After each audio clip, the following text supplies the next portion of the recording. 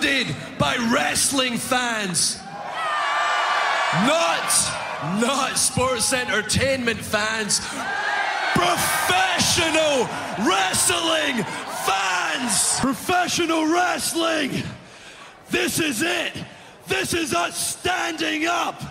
This is the Wrestling Matters Podcast, a podcast that stands up for professional wrestling. Why? Because wrestling matters. So join the revolution, because the revolution is now. Well, enough is enough, and it's time for a change! professional wrestling! This is it! This is us standing up! Yes! Yes! Yes! Yes! Yes! Yes! That's 13-14!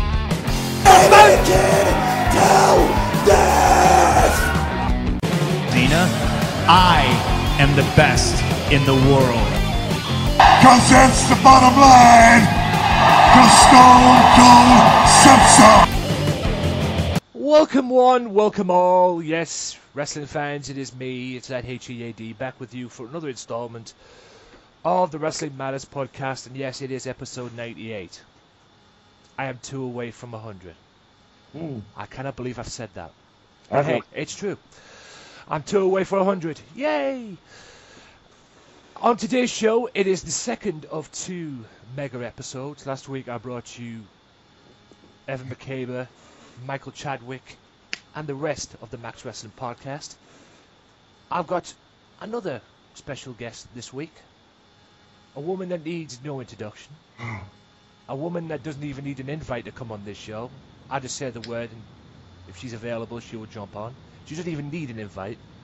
I love her to bits. There's the one and only Roxxane Woolhouse. Hiya. Hello. Hello. How are you, dear?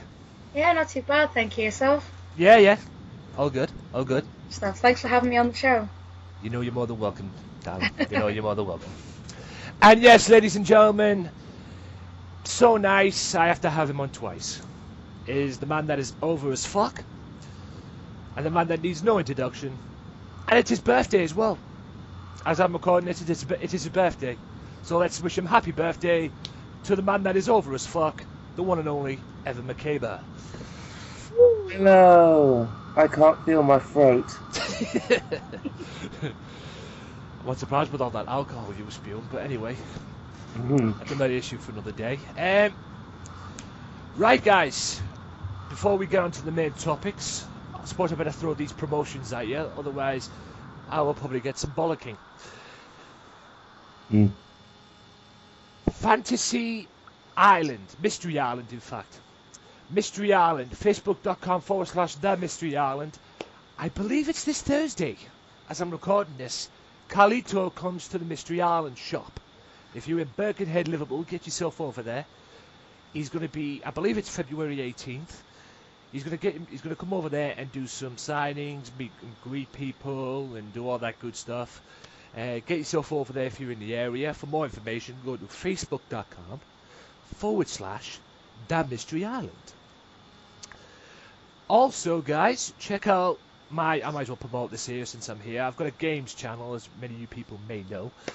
YouTube.com/Games Matter channel. I have just finished doing a live stream today as I'm recording this. This is a Sunday as I'm recording this. Yes, it goes up on a Monday because that's when the show goes up.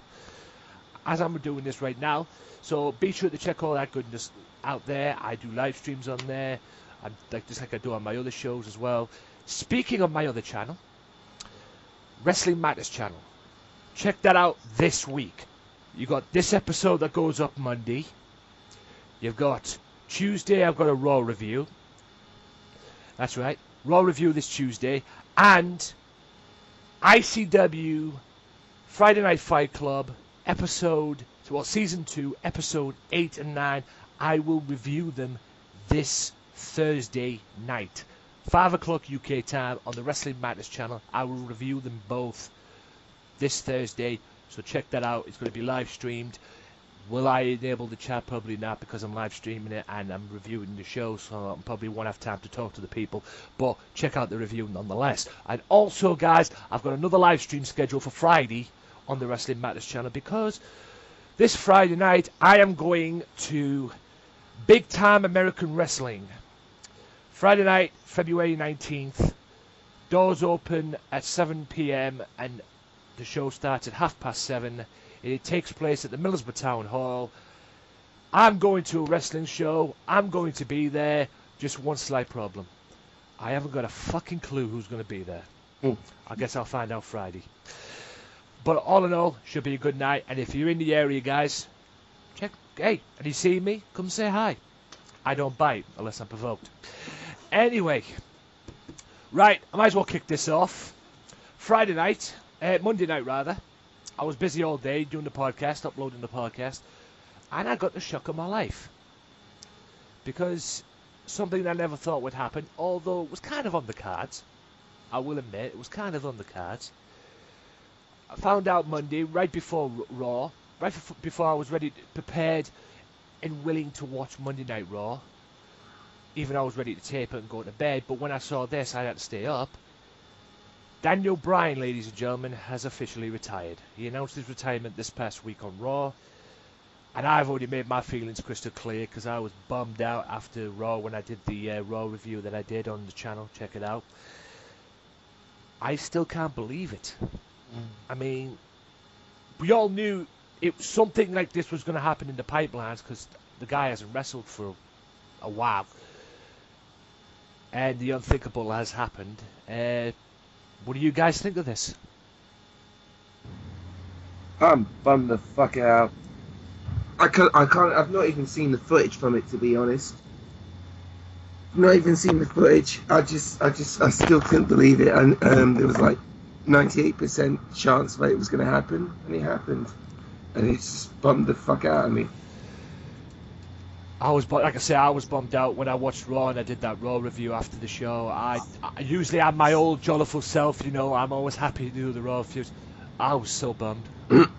I was so fucking bummed. I just couldn't believe it. Rox, what do you think? Well, I mean, I'm not a Daniel Bryan fan. I never have been. I never will be. But I will say that I can understand the impact that the guy has made on the world of wrestling. And even if I don't like someone, whether it's for personal reasons or whether I don't like them on a kayfabe level, I would never wish injury upon anybody. It's not something that you want to happen, and God forbid how Daniel Bryan fans are actually feeling, because I know that, like, if it was me, I think that I would be devastated if it was like Shawn Michaels or Dolph Ziggler, you know. So it's not good. Yes, like I say, I mean, usually when I do my Raw reviews for the Wrestling Matters channel, which I usually air the audio on the podcast eventually. I haven't done it the past couple of weeks because I've been doing very special episodes of the podcast. Usually when I air them, I'm always like, yeah, I'm my own jolliful self, you know, whether people like it, whether people don't like it, that's their prerogative, that's their jurisdiction. But this one I did this past week right after the Raw review, because I stayed up all night watching this. I thought I might as well get it out of the way and get it over with. And that, I was so bummed. I just couldn't bring myself to be happy and joyful, because one, if not the best wrestler on the planet, is retired. And I'll tell you this right now, like I said, many people have their memories of Daniel Bryan going in there, you know, the WrestleMania, which turned into Yestermania and all that. I even said this on my review. My memory of Daniel Bryan goes well beyond WWE. Goes back to Ring of Honor, when he carried that company on his back as champion. You know, when he had the great matches with Cesaro, Claudio Castagnoli back then. You know, Samoa Joe, people like, you know, Low Key, you know, Nigel McGuinness, you know, people like that. And hell, when he went back, you know, it just amazes me to see such a great wrestler like him having to retire early. And like I say, he's probably now, because I would imagine the reason why he's retired is because of the neck injuries that he's had. So that's another person that's added to the list of neck injuries. Neck injuries and concussions as well. Yeah. I mean, he even said in his speech that 6 months into his first year as a professional wrestler, he already had 3 concussions. Wow. Yeah, you already had 3 concussions, so you know that's fucked up. Yeah. Right, I got to ask this as well. I got this during the week as well. What do y'all think of Titus O'Neil being suspended? I think it's Go ahead. Go on, Rox. no, I think it's wrong. Like, just at the end of the day, I don't care if he's the boss. I don't care if he's the fucking cleaner. At the end of the day, we moved Vince McMahon aside to let Stephanie forward because that's manners, you know. And he didn't like. It's not as if he like picked him up and threw him over the sides of the stage or something. It was just kind of like, you know, let the woman go first. I think it's all been blown way out of proportion. Well, we all know, before Evan gets his fate, we all know that Vince likes to blow things out of proportion. I mean, this is the same guy that if you sneeze in front of him, while you're working for him, if you sneeze in front of him, he fires your ass. Yeah. Anyway, have your say, Evan. I know you've got something to say about this. I said this on the Max Wrestling podcast. I will say this on your podcast. Please do. Do not touch the white man. If you touch the white man, you will get fined. You will also get suspended. Do not touch him. You will lose money. Don't touch him. Yeah, it's just mind-boggling, the things that, I mean, and you wonder why this guy gets fucking bollocked on all the time. I mean, it's just unbelievable, the stuff that he... Because he fires people for literally touching him? Yeah, fires people for literally, or suspends them for literally touching him. You sneeze in fucking front of him, he fires your ass. No. I mean, for fuck's sake, man. I mean, no wonder they put videos on YouTube saying he's out of touch. Jesus. Because that's what he is. I mean, it's just crazy stuff. I mean, look, don't get me wrong. I've wanted to work in the wrestling business, and if anybody offered me a job tomorrow saying, hey, do you want to work for WWE, I'll be all over it. But I'd have second thoughts about it, because if I worked for WWE, I'd want to stay away from Vince. You know, I wouldn't want to go here. The irony is he's the one who probably... Oh, no, actually, depending on what level we'd be working for the company, but he'd probably be in charge of, like... He'd probably be the one that hires you. Yeah. Depending on what level you are doing it, obviously. Yeah. And yeah... That about wraps it up. Apparently, there's been a match being announced involving Kurt Angle and Rey Mysterio. Oh yeah. Oh god. Yes, this will be for a promotion. Yeah, the promotion's called You Are Fight, which is the weirdest fucking. What? That's what the promotion's called. You Are Fight. Yeah, You Are Fight. 20 Quid says that they originated in fucking Thailand. Nobody speaks that kind of English. You are fight, you speak English. You want fight, you want DVD? Yeah, it's just the weirdest thing. Also, what's your thoughts as well? Because there's been a lot of talk going around. I might as well get your thoughts on this. And Roxy, I want to get your thoughts on something that I mentioned last week on the podcast as well. I'll get to that in a second. What's your thought on the possible chance of Hulk Hogan returning at WrestleMania? Oh, fuck off. Exactly. I have never, ever, ever been a fucking Hulk Hogan fan. Ever. He is probably one of the most selfish, most fucking overhyped wrestlers in the history of this business. And the fact that that these rumors of him coming back are frankly fucking laughable. The fact that he's literally recorded, and even though it was 8 years ago, and at the time I was in defense of him, but it was 8 years ago. But the man doesn't like niggers, so the fact that the company wants to bring him back at WrestleMania, I don't know, man. How about it, Rox? I agree with Evan. Seriously, I don't think that. I don't think people will ever get over the fact that Hulk Hogan is a racist twat, to be fair. And like Evan said, for me, when I was growing up, Ultimate Warrior got me into wrestling, and Randy Savage was my boy. Like, you know, Hulk Hogan didn't even come into it for me. And he was still, obviously, well, he refuses to go away. He's like Ric Flair, isn't he, really?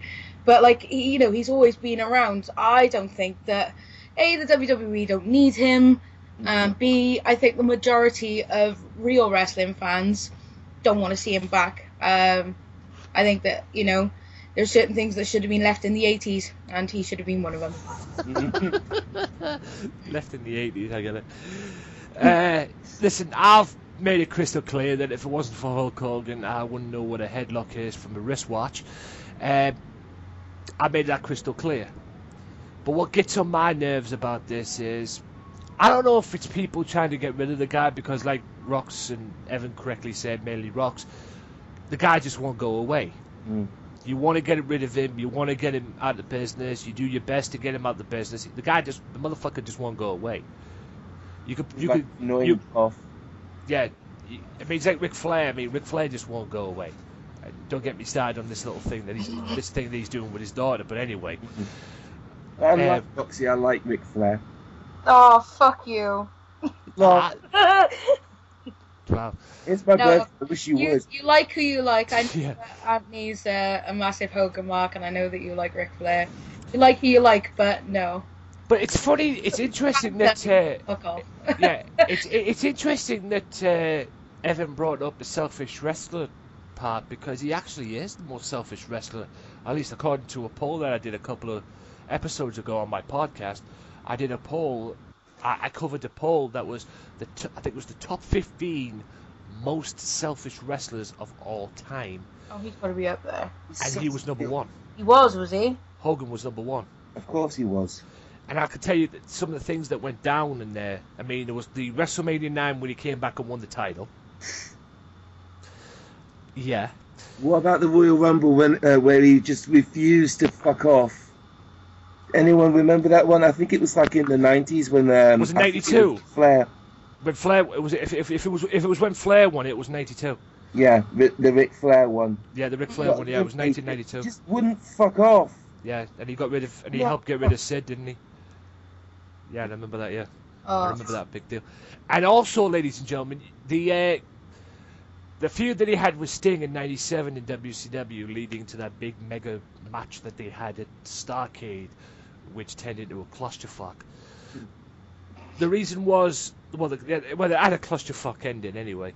Let's just say that. The reason why it had a clusterfuck ending, because the whole build-up to that was, it was meant to be, according to the article, it was meant to be that Hogan was meant to put over Sting clean in that match, but just flat out refused. And that's why we ended up with the clusterfuck ending that we did. So I know you're a Hogan fan, but for the life of me, I have no idea why people support this guy so much. Oh no, actually, I've just answered my own question, because like you said, Ant, he introduced you to wrestling, and he was very profitable for the company. But the more you got into wrestling, the more you have to understand how much of a twat biscuit this man is. I mean, it just fucking irks me so much. And the stupidness that he does on social networks. And, like, every time he fucks up, every time he retweets someone, I promise you, a fairy dies. Because this, oh my god, it's just, I'm getting cross. Yeah, look, I'll admit, holy shit, Liverpool are 5-0 up. What the fuck? Are you serious? Yeah.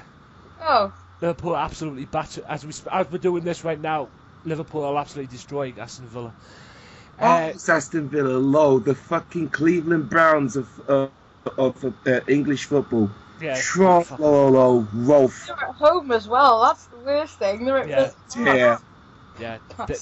Yeah, Aston Villa are royally fucked. Anyway, but look, like I've said many times, Hogan is the reason I'm probably doing this podcast, besides many people, but Hogan's probably the reason I'm even doing a podcast. Hogan's probably the reason I even watch WWE. Hogan's the reason I watch professional wrestling in general, you know, ICW, Progress Wrestling, yada yada yada.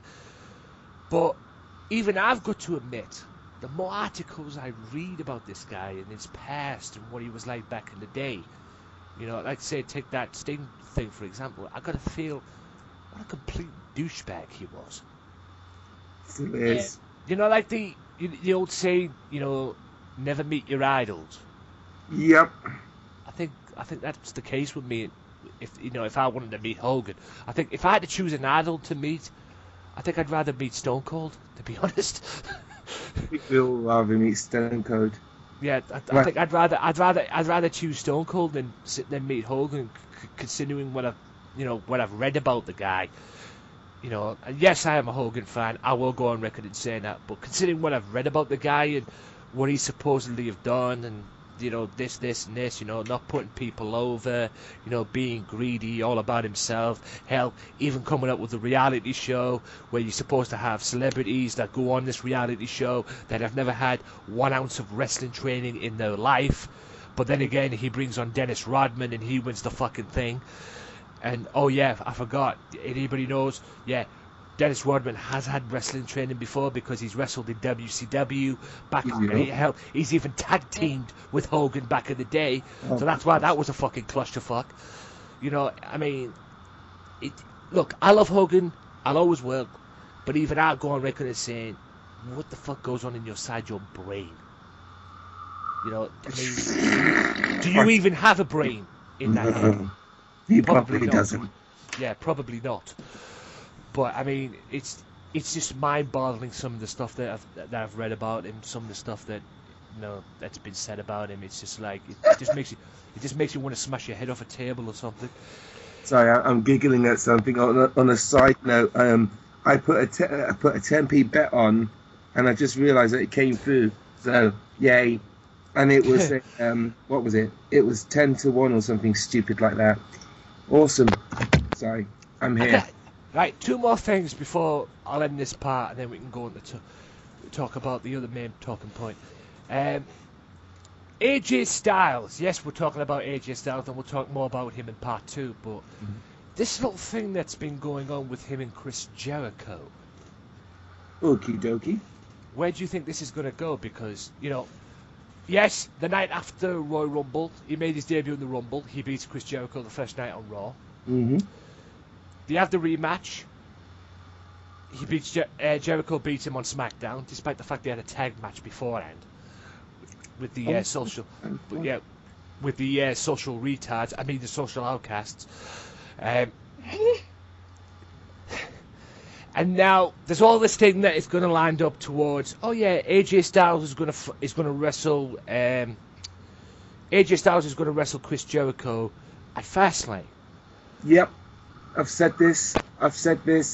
This is going to Fastlane. I'm just waiting for it to be announced. Yeah, which it should be announced on Raw tonight. Yeah. Do you honestly think that this could be? There could be a possible chance this could be a triple threat match, considering what's been going down with Lady Gaga being involved. And when I say Lady Gaga, ladies and gentlemen, I'm talking about The Miz. What the fuck? Because fucking Lady Gaga. Yeah, I just call him Lady Gaga because he's the outfits that he fucking wears. All right. It's like he's raided Lady Gaga's wardrobe. Lol.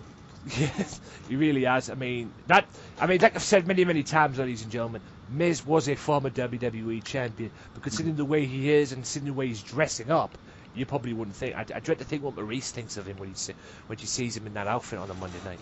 I mean, you realise that she's probably fucking in charge of his fucking wardrobe. If that's the case, then that is the ultimate of lulls. That is the ultimate of lulls. Look at me for the win, bitches. Yeah.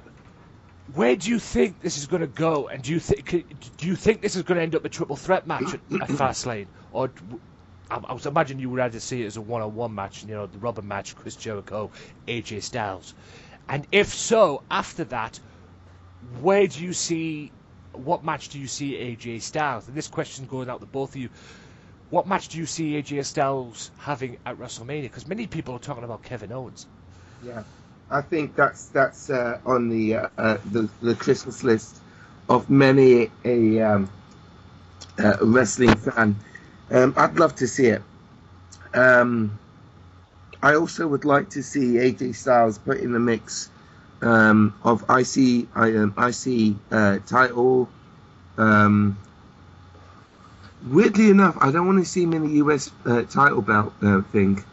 I don't know why that is. But to be honest with you, the two main belts AJ Styles should be in the mix with is World Championship and fucking IC belt. He's that caliber, and also the whole Daniel Bryan thing has put the fear of God in me in terms of older wrestlers. AJ Styles is another guy my age. Fucking, how long does he have left? You know what? I don't want to fucking. No. Shut up, Evan. Shut up. You know, give the man a title belt before we're saying, oh, you know what? We should have given him a title belt before he retired. Put it on a nigga. Yeah. How about it, Rox? Well, yeah, I mean, at the moment, it's quite disappointing what they're doing with AJ Styles. I mean, I thought that when they brought him in, that he would have had a clean first win over Jericho, but he didn't. And I don't know, it's just a bit of a weird feud. I think that the WWE are relying too much on Chris Jericho trying to get people over. And, like, he kind of does for a bit, and then the momentum's gone. But I would like to see him in the IC title run, to be fair. I wouldn't mind seeing him tag team with someone either. I think that would be pretty cool. But as for World Championship, I'm not 100% sure. He'd have to go up against somebody other than, you know, Reigns or Triple H to be in that picture. And I think there are other people on that roster that have deserved to be in a World Heavyweight Contenders position over AJ Styles first. Yeah, but they're probably injured. The thing is with with AJ Styles is the problem with AJ Styles in terms of the WWE universe is this is my main fucking gripe with WWE fans as a whole, is that you're having to push over to a wide geographic. So that's the children, and it's the people from the people that watch it from a reality TV perspective. I mean, there's a large group of people that don't even know what the fucking WWE Network is, yet they watch the product. You know, how does that work? But yeah, it's just that's one of the problems with the WWE being a public company nowadays. It's not just the wrestling fans that they have to tell storylines for. It's just a large group of them. It's so weird that the largest game in town is this clusterfuck of fans. And I've forgotten what I was going to say because I'm still drunk, I think. You know what? It's funny. It's funny you actually bring that up. But I'm drunk. When you say that the majority of the people don't know what the fuck the WWE Network is, that probably explains why the fucking Three Stooges on Raw plug it so much. Yep. You have to understand this from a business perspective. Like I said, they have to talk to a large geographic. So hell yeah, they have to fucking talk the shit out of the WWE Network. Yeah. No, it's just our business. I mean, to me, at the end of the day, I'd rather they talk the shit out of the WWE Network and plug the fuck out of that. Except, you know, I'd rather they do that instead of the fucking WWE app. Because God knows they're not gonna fucking call the match. Yeah. Exactly. I mean, not joking. Jesus Christ. Right, one more question. I'm going to throw this at Roxy. Evan, if you want to pitch in, feel free to. But I think you probably had to say this last week, but I'm going to ask the question again. I don't know if Roxy watches that much TNA. So I've got a few. I'm pretty clued up, I think. I said this last week. Yeah, I've said this last week, and I'll say it again.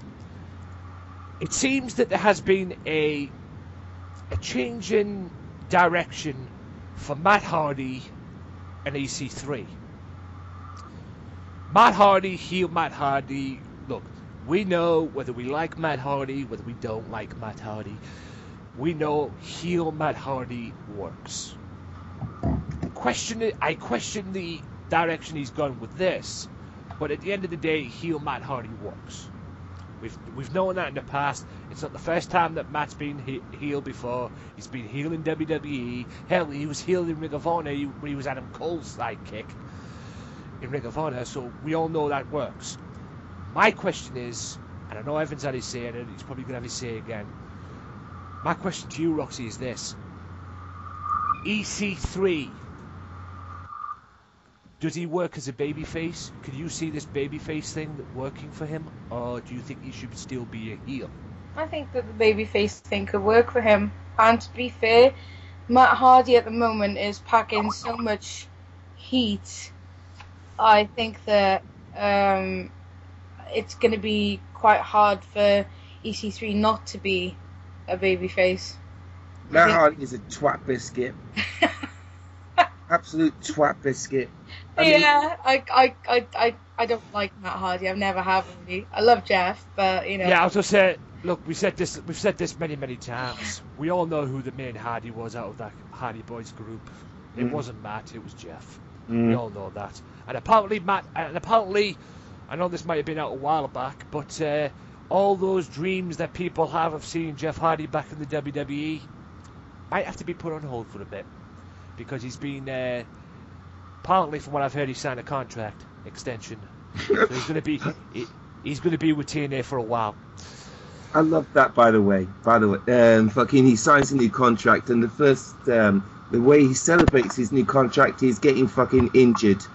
Getting injured in the storyline for the fucking UK thingy. Yeah. By the way, credit to Kurt Angle and Drew Galloway as well. They had an epic match.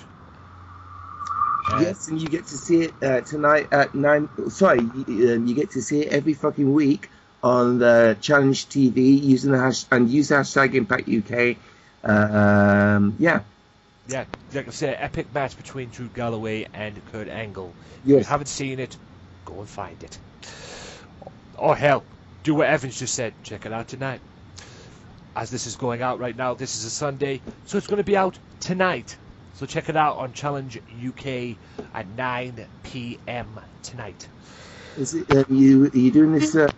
This is going up to on Sunday rather than Monday. No, this is going up on Monday. Look, I'm not going to kayfabe this. Yes, this goes up Monday, but we're recording this on a Sunday. I'm not kayfabing this, okay? It is what it is, ladies and gentlemen. This has been recorded on a Sunday. It goes up on a Monday because Monday is where the Wrestling Madness podcast is. I'm not going to kayfabe this, okay? It is what it is. Whoop-de-fucking-do. You know, get used to it. Deal with it. But we're going to wrap up part 1 there. Coming up in part 2. Now, this should be interesting. AJ Styles. Yes, we've already talked about him once, but we're going to talk about him again in part 2. The 5 matches WWE fans, or WWE in general, or apparently we all want AJ Styles to have in WWE, according to WWE.com. 5 people that are on the list. I will say this. 3 I absolutely fucking love. 1 kind of predictable and expected. 2 I have my doubts about, because I think the 5th one, the final one, is a complete stitch up. Someone's somebody stirred the pot on that one and wound AJ up. Who knows? He might still be able to do it, but I'll let you know. You want to know who the 5 are? Tune in, stay tuned. I'll be back after this with these two, and we're going to tell you who they are. See you in a bit.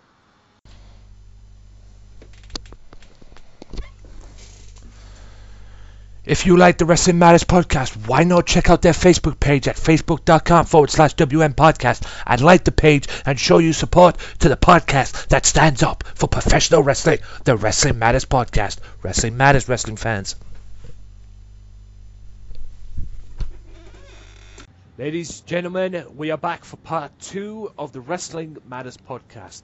Now, still to come on this show, ladies and gentlemen, don't worry, you haven't missed anything. Still to come on this show will be the Raw review. I'm not going to say that much about Raw because I've already said my piece, but I'll put my 2 cents in there. But Roxy and Evan will bring you their thoughts and opinions and views on Monday Night Raw this past week, the night Daniel Bryan said goodbye. More on that later. Now, I'm going to talk about quickly as well, like I've said earlier on, and I'll say it again, ICW podcast, episode 8, 9, the ICW Friday Night Fight Club. Be sure to check it out. Also, check it out, March 6th tapings. You might be interested in this as well. March the 6th tapings of the Friday Night Fight Club. So that means it's going to be around at that point anyway. The Friday Night Fight Club, March 6th tapings. Yes, ICW have their own thing with TNA going on. Mr. Anderson will be making his ICW debut March 6th at ICW. That's right, you heard it. Mr. Anderson, the man formerly known as Mr. Kennedy, the man formerly a member of the Aces and Eights, yada yada yada. He will be there ICW March 6th. And if you haven't subscribed to ICW, you need to subscribe to it right now. And also subscribe to Progress Wrestling to see Chapter 25 of Progress Wrestling. Will Ospreay defending the Progress Wrestling title against Party, or the villain as he's now known, Marty Scurll. As well, I've been checking that out as well. Very interesting Progress Wrestling as well. The two main British wrestling companies around at the moment, in my opinion. I'm subscribed to them both, and I'm very proud to be a subscriber too, because they do bring fucking quality wrestling. Now, top 5, or the 5 opponents everybody wants to see AJ Styles face. We're going to talk about it bit by bit. We're going to give it our thoughts and opinions on what it is. We might as well get the predictable one over with first. Apparently, people want to see AJ Styles go one-on-one with old Superman. That's right, John Cena. Which is naturally a predictable kind of thing, because where do you start when you're in the company? You know, where do you aim? Who do you aim to face down the road when you're in the company? Of course, the face of the company, Mr. Moneybags himself, Superman, John Cena. So what do you guys think of that then? AJ Styles versus old Superman, John Cena. Kind of makes sense. From a business perspective, that makes sense to me, considering that John Cena is coming towards the end of his career, as it were. And also the WWE is desperately trying to get over AJ Styles. Yeah, that makes sense to me. About Rox? Yeah, about Rox? Yeah, it makes sense to me. Like Evan said, from a business point of view, it does make sense, because basically AJ Styles was TNA's answer to John Cena, so it's kind of like, you know, having one from one side and the other guy from the other having a match. It does make sense, but I don't know if it's something that I want to see. Like, if you had to pick the battleground to have it on, where would you want it? SummerSlam. I'd say SummerSlam as well. I don't see WrestleMania being a good thing, although they probably would aim it for WrestleMania. But I would prefer SummerSlam myself, to be fair. I don't know. Maybe, I don't know. Maybe you're right. I mean, I would have said possibly Survivor Series, but... Survivor Series could work. Survivor Series, yeah. Survivor Series works. The four big pay-per-views we want to see this on. Yeah. There you go. Any of the 4 big pay-per-views: Royal Rumble, WrestleMania, SummerSlam, Survivor Series. Everybody has an opinion on that. As long as it's the 4 big pay-per-views, we're fine with it. If I had to pick one, SummerSlam. That's where I'll go with that one. Right. I guess we'll get the three ones that I agreed with, that I definitely agreed with, out the way. And many people have said they want to see this at WrestleMania 33. Many people said they want to see this preferably at a SummerSlam, or I guess like we just said there with John Cena, any of the big 4. One of 3 that I agreed with was Seth Rollins. What do you guys think? Sorry, what was the question? We had John Cena. One of the other ones that I agreed with, the very first of 3 that I agreed with, one of them was Seth Rollins. Yes, and then that kind of brings up my point again that he should be in the world title picture. Yeah. How about it, Rox? Yeah, I think Seth Rollins would be a pretty cool opponent for him. I'd rather see that than see him versus John Cena, to be honest. I think it's a more entertaining match. Yeah, more moves. Yeah, and you'll definitely get a. Yeah, you'll definitely. I just got that there. The 7 moves of doom. Yeah, I just got that there. Definitely more moves, and it'll definitely be a wrestling match, no doubt. Exactly. Look it up, Vince. Where would you probably see this? I'd definitely say WrestleMania for this one. I mean, people have always said to me, "Oh yeah, we want to see this at WrestleMania 33." So I'll probably see this at WrestleMania. But correct me if I'm wrong. Have these 2 fought before the indie circuit? Because I mean, Tyler Black. We all know Seth Rollins was in Ring of Honor at one point. Although actually, I didn't know that, but I'm more familiar with his work with that fucking wrestling company that Kara, fucking that one. Oh yeah, I know which one you mean. Yeah. But other than that, no, I didn't. I'm not familiar with his work in the indies. It wouldn't surprise me, to be fair, if they have cross. Yeah, Tyler Black went up against AJ Styles back in 2006. Yeah. Yeah. So they have met on the indie circuit, but they have never met in WWE. No. Hopefully that will be the case then, when Seth eventually comes back from his injury that he's currently recovering from. It'll be the first time ever. Yeah. In the sense that it would be a new character versus AJ Styles. Yeah, it won't be Tyler Black facing AJ Styles, it'll be Seth Rollins versus AJ Styles. Now, number 2 of 3 that I agreed with, we just had Seth Rollins, we've just had John Cena. Number 2 was Cesaro. Or as many people may call him in the indie circuit, Claudio Castagnoli. Right, so what do you guys think of that one? Cesaro. I think it works. I think that's the kind of feud I'd want to see before I see Seth Rollins versus AJ Styles. To be fair, I think it would be like a good prelude to that. Yeah, about Evan. I'm sorry, I was just envisioning Roxy in pants and bra. I actually can't remember. I don't remember what the question was. I envision Roxy in many things, but that's another issue for another day. Yeah, I went there. I shoot on this show, damn it. We've had John Cena, we've had Seth Rollins. The other one was Antonio Cesaro or Claudio Castagnoli, 2 indie wrestling fans. Oh, yeah. So we're still talking about AJ Styles and link-ups. Gotcha. Yeah. Thank you, Koff. Yeah.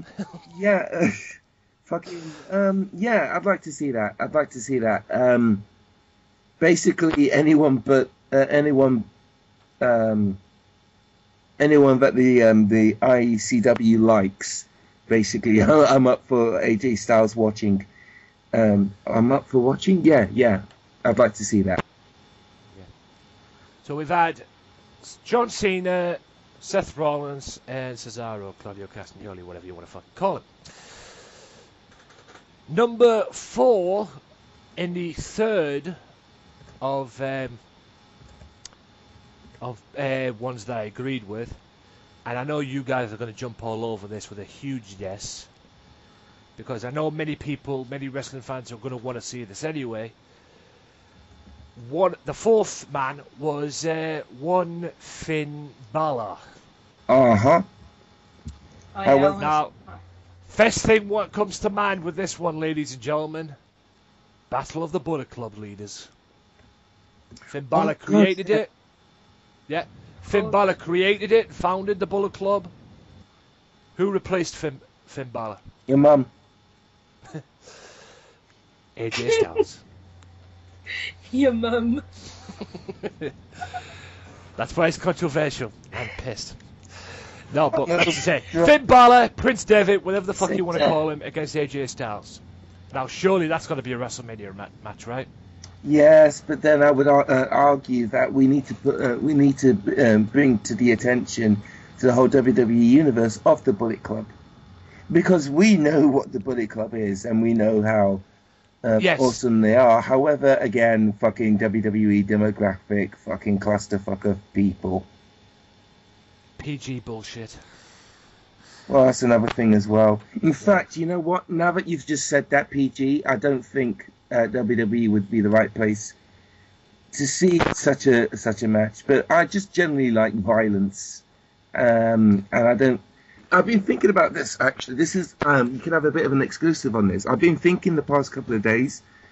Now I know why I don't like well, it's not that I don't like the WWE product, but I pay more attention to other wrestling promotions matches and storytelling, because frankly they don't have a ban on loads of moves. I mean, I think of Lucha Underground and I think of Cinderbox being smashed into the faces with a fucking curb stomp.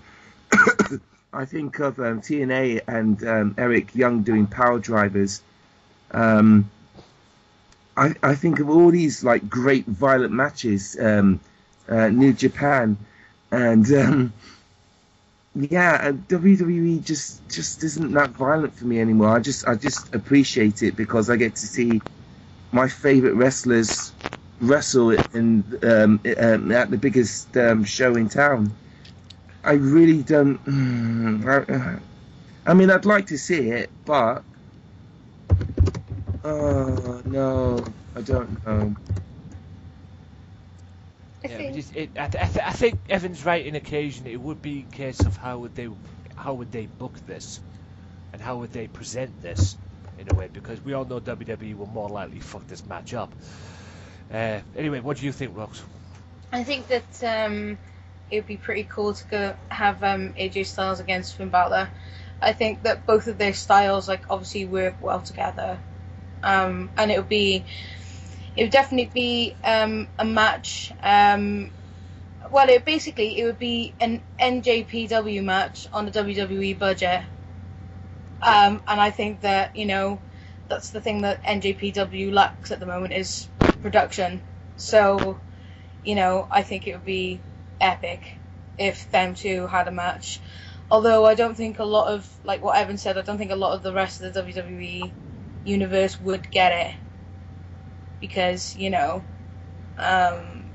lot of it's aimed at kids, so if they promoted it, Bullet Club leader versus Bullet Club replacement, or the battle of the Bullet Club leaders, totally, the fans would not get a fuck. They'll be like, what the fuck's a Bullet Club or something, that kind of stuff. So I get you in that respect, but like I say, it's a match I would like to see. It's a match everybody wants to see. But in a way, I agree with Evan. It'd be a case of how WWE presents this to us, because they have fucked up many matches before. Sting and Triple H. And the final, to be fair, well, they fucked it up. I mean, no way Triple H should have won that. It was a batshit crazy match, but I was okay with that. I was okay with it when it came down with the NWO and the DX. I don't get why the NWO came out to help Sting, though.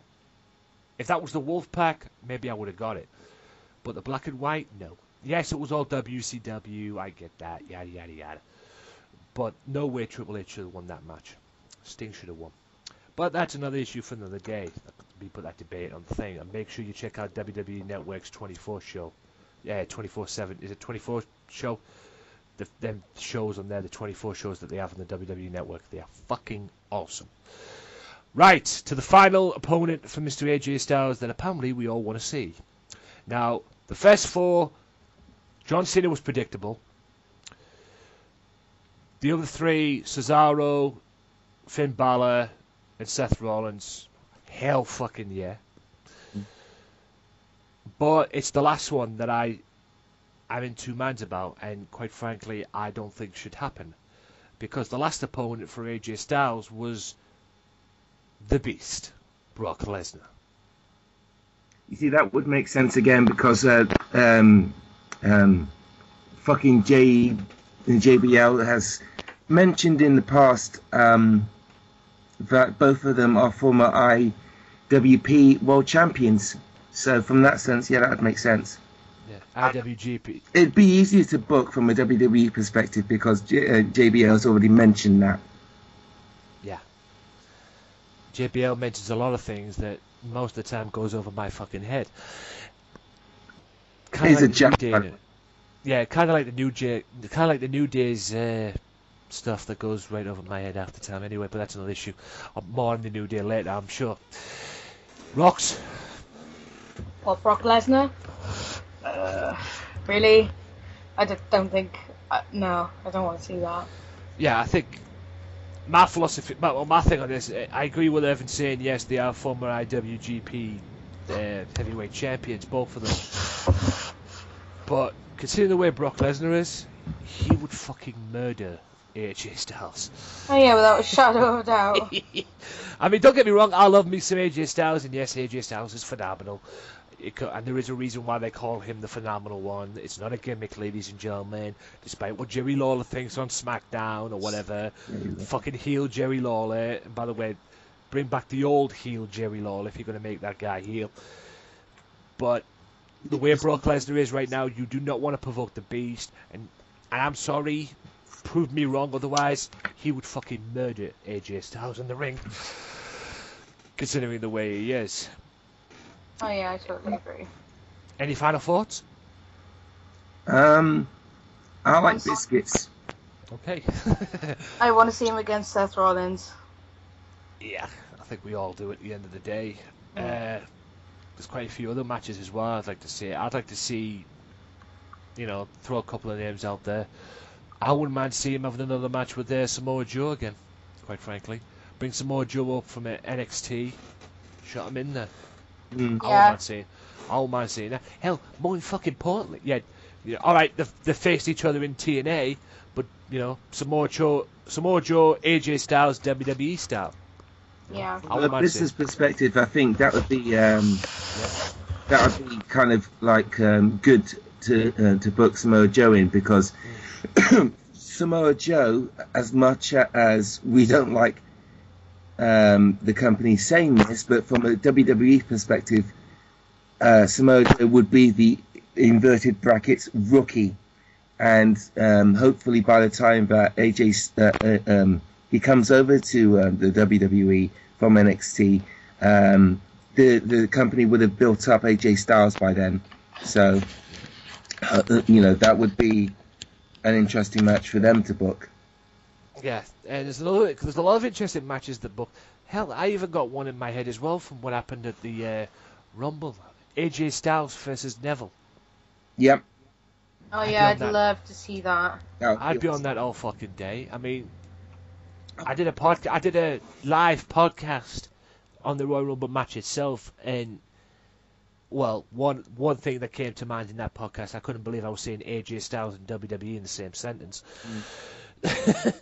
And there was all these matches that he was, these people that he was fighting, because he lasted 28 minutes at the Rumble, and there was all these, there was Chris Jericho, which I got my wish the next night, and there was Neville, you know, and all these other matches as well. I mean, Neville was a good one.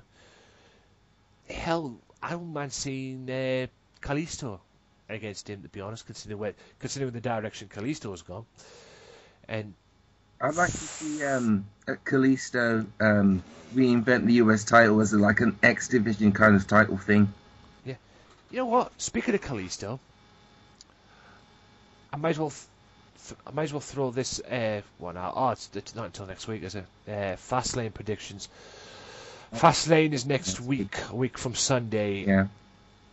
As well. It'd be pretty cool. You know what? I'm gonna now, though. To be fair, because obviously the next Wrestling Matters podcast will be after Fastlane. Yeah. So. And you know what? I'm gonna throw some of these matches out right now. What's on the actual thing itself? I want to get your quick predictions on these. Okay. There's 4 of them at the moment. I'm sure there'll be more. But I want to get your quick predictions on these as well. And your thoughts as well to the direction these could possibly go. Alright.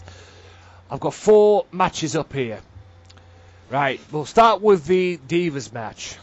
The Divas tag match. The Divas tag match, it is scheduled to be Becky Lynch teaming with Sasha Banks against Sasha Banks' old cronies in Team Bad, Naomi and Tamina. Now, I want to know what you guys think of this, because I think I mentioned this on the podcast last week. I believe, from what I've read, that it's going to be Charlotte defeating Brie Bella at the pay-per-view. Right. Although, considering the way things have gone with Brie Bella as far as Daniel Bryan goes, it wouldn't surprise me they decided to put the belt on Brie Bella. Why the fuck is what has fucking Brie Bella done to get a title shot? That baffles me. Yeah, but let's face it, Evan, it's not the first time they'll do something like this, if that's the case. I mean, look what happened with Rey Mysterio that day, a couple of months after Eddie died, God rest his soul. They put the world title on him, didn't they? No, that I understood, and that I was okay with, because Rey Mysterio was actually an established wrestler. Brie Bella is still, I don't know. Yeah, it's the same with Christian, though. The minute Edge retired, they put the world title on Christian. Yeah, but that Christian motherfucker could wrestle. Yeah, Christian could wrestle. That motherfucker couldn't get a world title to save his life the first time around. That's why he left in the first place to go to TNA. And WWE don't fucking recognize TNA. Probably, you know, WWE think TNA is a poor man's WCW. But anyway, it drives me crazy, that. Yeah, it drives me crazy. They don't recognize that. I mean, alright, the NWA title back then, which was dead back in 1990. That died in fucking 1990. That it's amazing how they're still trying to resurrect that fucking title. But anyway, like I said, the match is supposed to be Brie Bella and Charlotte. Charlotte goes over on Brie Bella and retains the title. And the match that is lined up for WrestleMania involving the Divas is supposed to be Becky Lynch, Sasha Banks, Charlotte for the Divas title. 3 members of the 4 Horsewomen collide at WrestleMania. Can you see sometime this year them eventually raising the 4 fingers and forming the 4 Horsewomen as a stable? God, they don't. I don't. Me too. It's one of those things. It's one of those backstage things that backstage stables that everybody likes, but just nobody wants to see actually as a stable. And I think the reason why that is that I just don't trust the WWE with these kind of storylines and these kind of stables, in the sense of like stables that we like from alcohol. Fuck, I forgot. Yeah, no, just don't do it. Don't do it. Don't do it. Don't fucking publicly announce it. I think that like having like yeah, go on, Rox. No, I was just gonna say like having the 4 horsemen is one thing. The 4 horsewomen thing should be a thing that does stay behind stage, because at the end of the day, if it does actually come out and a stable does come out of it, then people are just going to say that she's riding on the coattails of her dad again. Simple as that. She's already doing that anyway, to be honest. Well, yeah, but it's just going to make things worse for Charlotte Flair. Yeah, it's the whole thing with her and her father at the moment right now is making things totally worse, not only for Charlotte but for her dad as well, because it's making Charlotte look stupid, and it's making Rick, well, not that Ric Flair needs any help making himself look stupid, but anyway. No, it's true. But it really shouldn't happen. Me personally, if they want to form this 4 horsewoman, then go ahead. But if they're going to make a complete cock and balls out of it, or at least attempt to anyway, don't fucking do it. Okay? If they're going to form the 4 horsewoman, what they need to be is to be a stable, like, say, an Evolution kind of thing. A real badass female heel, maybe babyface group. I don't know with these heels and baby faces anymore. I mean, that thing's fucking dead as a fucking body bag, but anyway. Well, that's what they're trying to do, isn't it? They're trying to get you away from the whole face and heel thing. So that's what I'm saying. Yeah. So whether you want a baby face, heel, that's up to you. But what they need to be, if they're going to bring the 4 horsewoman in, is to be a strong, stable, like a Evolution, and take control of the Divas division. But we all know that's not going to fucking happen, considering the direction Divas division goes. And I'll tell you this right now: if Brie Bella wins this match, if they do a swerve and Brie Bella actually wins the Divas title at Fastlane, I will probably seriously quit my life. But that's another issue for another day. That's not a knock on Brie Bella or Daniel Bryan thing, but if Brie Bella wins the match at Fastlane, 99% of the people will probably think it's because of Daniel Bryan. Yep. Everybody will think it's because of Daniel Bryan. Yep. Yeah. Big time. And it will be because of Daniel Bryan. Yep. Kalisto, Alberto Del Rio, round 4, and for fuck's sake, hopefully for the last time. I'm afraid that there isn't a stipulation on this match. There fucking should be. What kind of stipulation would you... Ooh, ladder match. Yes. Why didn't I just think of that before? Yeah. That's not it. There you go. That's what they should be, but it's not. It's a 1-on-1 match. I swear they're making this a best-of-5 series. It might as well be. Yeah, the next match will probably be at Mania. It wouldn't fucking surprise me. But Actually, this whole fucking thing is doing my head in, and hopefully this match will end. Now, Rox, Evan, but Rox, do you see this title changing hands, or do you hope to God that it stays on fucking Kalisto? I want it to stay on Kalisto because personally I'm not a fan of Alberto Del Rio, and I don't think that, unfortunately for that guy, I don't think that he's one of those people that the title sits well on, like any title at all. I don't think I don't think I've actually met an Alberto Del Rio fan either, to be fair. So yeah, I'd like it to stay on Kalisto. You clearly don't live in Mexico. Well, no. Is it that obvious? No. But no. And I might as well talk about this, although I'll be talking about it in depth later on. The other match that is on the card for Fastlane is the main event, of course, which is 2 of my favourite people and Roman Reigns.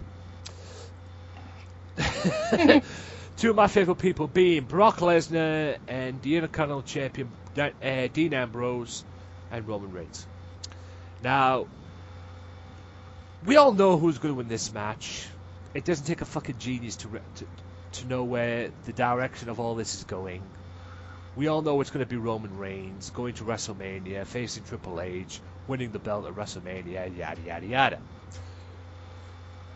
But considering how dominant Brock's been on Raw as of late, do you think there's a possible chance they could swerve this and throw Brock into the mix? Because I'd be okay seeing a Brock versus Triple H for the world title at WrestleMania. I would fucking mark the fuck out if Dean Ambrose wins, goes to WrestleMania and wins the title. I would fucking mark out for a month if that happens. Because if there's anyone who deserves a world title run, yes, he's the Intercontinental Champion. I even marked out when he won that belt. But if there's anyone who deserves a world championship run, it's Dean Ambrose. If there's anyone who deserves anything, it's Dean Ambrose. What do you guys think of this? Yep, totally agree. However, I think no, very good. But basically, none of us can see Triple H leaving Mania as champion still. I think that's pretty much apparent. Yeah. I think it's safe to say at the end of the day, whoever wins this triple threat match, which we'll all know it's going to be Roman Reigns, anyone with a brain could see it's going to be Roman Reigns, but basically at the end of the day, whoever wins this triple threat match is going to be world champion. I don't think it'll matter who wins, if I'm going to be quite honest, purely on the back of the fact that Seth Rollins will be back and he'll be back to claim what's his. So I think that Triple H will probably retain, and then Seth Rollins will come back and be like, no, bitch, this is mine. Yeah, you know what? Now you bring that up, a part of me in a way wants Triple H to keep that world title at Wrestle. Yeah, because I want to see Seth and Triple H. Seth Rollins, Triple H. Yeah, I want to see World it. Championship. If they're gonna do that, if they're gonna do that and have, which we all know it's probably not gonna happen, but if they're gonna do that and have Triple H retain at WrestleMania, as long as they do that, Triple H, world champion, defends against Seth Rollins. Fine by me. I'm in. Count me in. I'll sign up. No problem.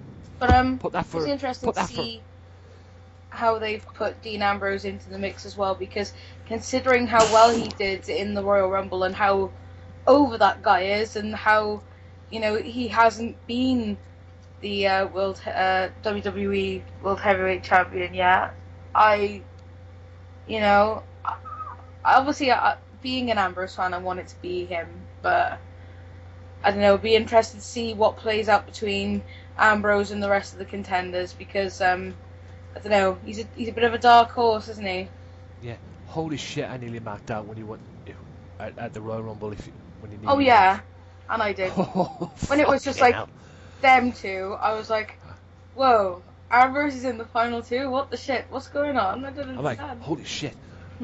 Dean Ambrose in the final two. I'm like, oh my god. I'm like, oh my god, if this motherfucker wins this, I will seriously mark out for a week. I'll mark out for the rest of my fucking life. Well, you remember what the reaction was at the WWE Network's own pay-per-view when they did what was it? Was it Elimination Chamber? Yeah, and it was Seth Rollins against Dean Ambrose. Belt on a lad. I can't even think. I can't think. It's too late. It's too late on a Sunday afternoon. And when everybody thought that Dean Ambrose had got it, that I have not heard a pop like that for such a long time. That was a hell of a crowd reaction, and I thought, holy shit, if this is what it could potentially be. I think the WWE are just teasing us with Dean Ambrose at the moment. They're kind of like, oh look, he's going to beat. No, we're going to take it away. And I think they're just gauging us to see what our reactions are going to be. So yeah, definitely keep an eye on Dean Ambrose this year. So what do you think then overall about the 5 matches for AJ Styles? Thumbs up, thumbs down? I'd say thumbs down for maybe Brock Lesnar? Brock Lesnar, yeah. Definite thumbs up for me for Seth Rollins. Cesaro, I would really like to see that as well. Kevin Owens, was that one of them? Yeah, Kevin Owens. Seth Rollins, it was Seth Rollins, Finn Balor, Cesaro, John Cena, and Brock Lesnar.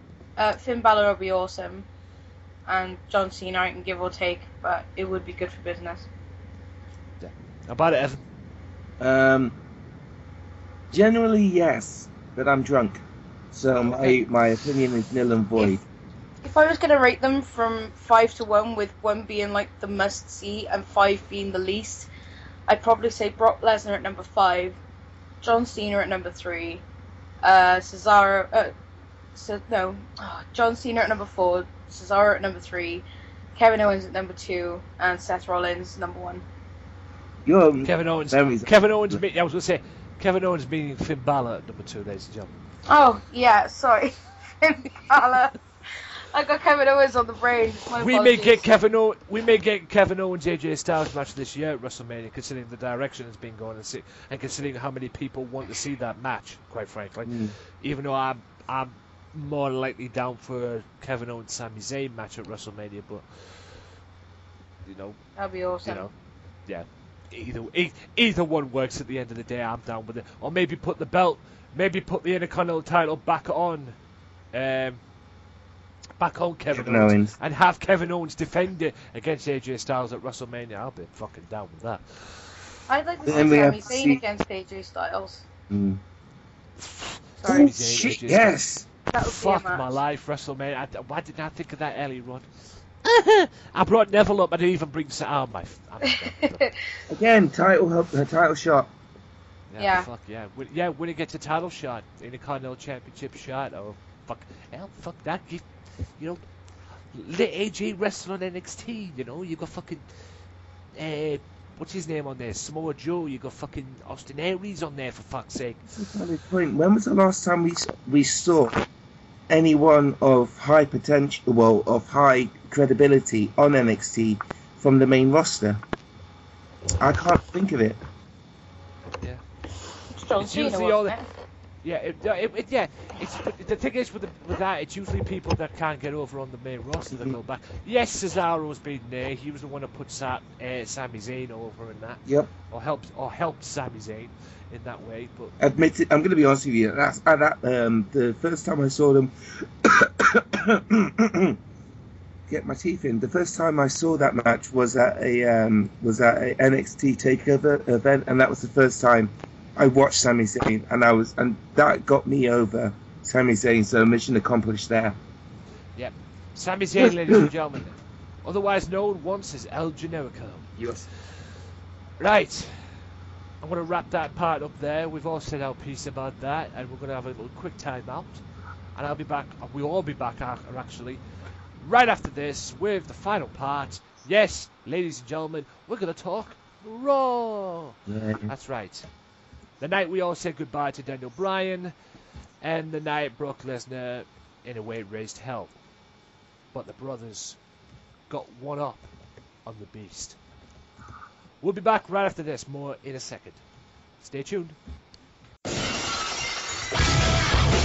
Be sure to listen to the Sunday Segway Wrestling Podcast What? every Sunday with Kenny Killer and the Galdem Sugar Shubs. Yes! Yes! With all the news, views, and laughter that you want. They like jet airplanes. Woo! They like long limousines. Every Sunday, the Sunday Segway Wrestling Podcast on Podomatic, iTunes, and YouTube. So why don't you choke on that, slap nut?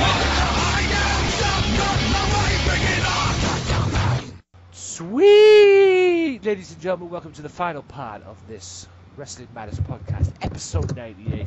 Yes, if you've just tuned in, I am 2 episodes away from 100th episode. And I've said this off air, and I'll say this on air right now, ladies and gentlemen. You might want to tune in for the 100th episode. I've already sent an invitation to the guests on the show, Roxy. Then again, we all know Roxy doesn't need an invitation for this show. She can welcome on any time. If I could have her on tomorrow, I would. And Evan as well. They've already got the invitations. You might want to tune into the 100th episode, because if you watch Max Wrestling Podcast, and if you don't, you fucking should, they always do the promo competition, the promo podcasts, which if you lose, you end up doing a promo by the end of the show. I'm going to be doing one of my own on the 100th episode.